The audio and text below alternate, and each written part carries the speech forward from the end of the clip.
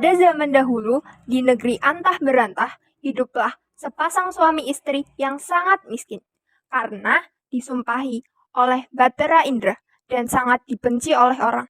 Setiap kali mereka mengemis di pasar dan kampung, mereka dipukuli dan diusir hingga ke hutan.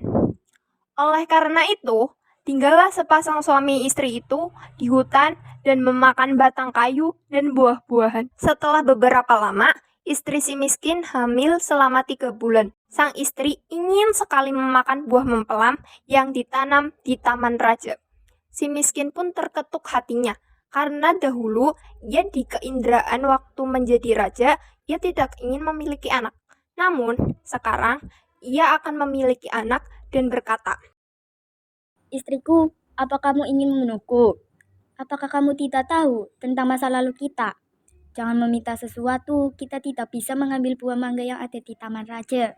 Setelah istrinya mendengar perkataan suaminya itu, ia semakin menangis.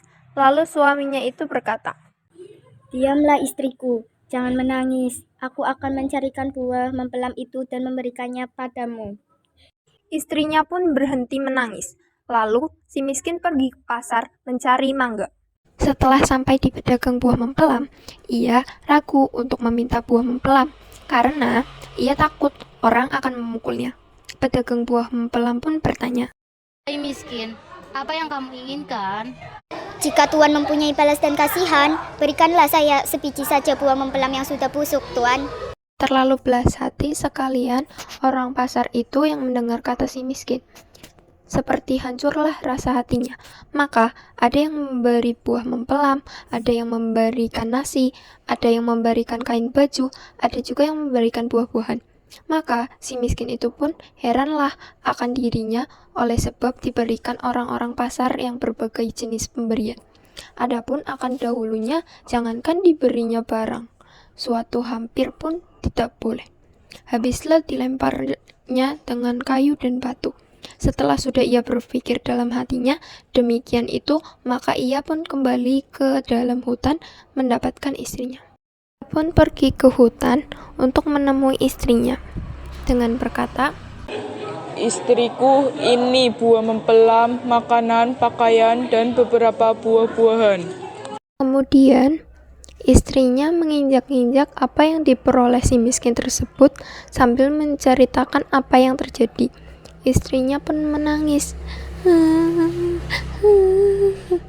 dan tidak mau makan jika bukan buah mempelam yang ditanam di taman raja.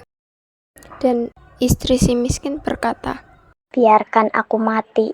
Miskin pun sangat terpukul melihat kelakuan istrinya itu seperti orang yang hendak mati. Rupanya tiada berdaya lagi. Maka si miskin itu pun pergi menghadap Maharaja Indradewa yang saat itu sedang mengadakan pertemuan raja. Lalu ia masuk ke dalam dan Baginda Raja pun berkata, "Hai miskin, apa yang kamu inginkan?" Si miskin pun menjawab sambil bersujud, "Ampun tuanku, hamba datang ke sini ingin memohonkan buah mempelam yang sudah jatuh ke tanah, tuanku." "Hendak engkau buatkan apa buah mempelam itu?" "Hendak dimakan, tuanku." "Tolong ambilkan setangkai buah mempelam untuk si miskin ini." Kemudian diambillah buah mempelam tersebut untuk si miskin yang sedang sujud kepada Baginda Raja. Setelah itu, si miskin pun berjalan pulang ke rumahnya. Setelah dilihat oleh sang istri akan si miskin datang membawa setangkai buah mempelam, ia pun tertawa senang sambil memakan buah mempelam tersebut.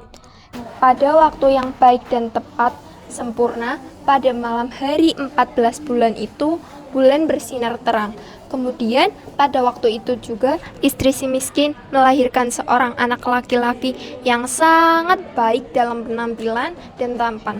Anak itu diberi nama Marakamah, yang artinya anak dalam kesulitan. Dengan takdir Allah Subhanahu wa Ta'ala melimpahkan kepada hambanya, si miskin pun menggali tanah untuk membuat tempat tinggal untuk keluarganya.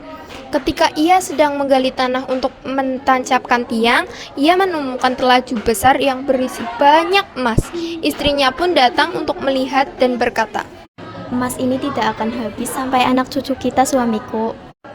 Ia pun menjadi kaya dan membeli barang-barang keperluannya seperti kendi, lampit, utar-utar, pelana, kuda, keris, dan sebagainya. Kembalinya dari menepah barang-barang itu, dia menimang anaknya dan berseru, Jika engkau sungguh-sungguh anak dewa yang ingin menerangkan wajah ayahanda ini, biarkan negeri di hutan ini menjadi negeri yang lengkap dengan kota, parit, dan istana serta menteri, rakyat, dan semua raja-raja besar. Terkabullah permintaan itu dan si miskin menjadi raja dan berganti nama menjadi Maharaja Indra Angkasa dan istrinya berganti nama menjadi Ratna Dewi dan negeri itu dinamakan Puspasari.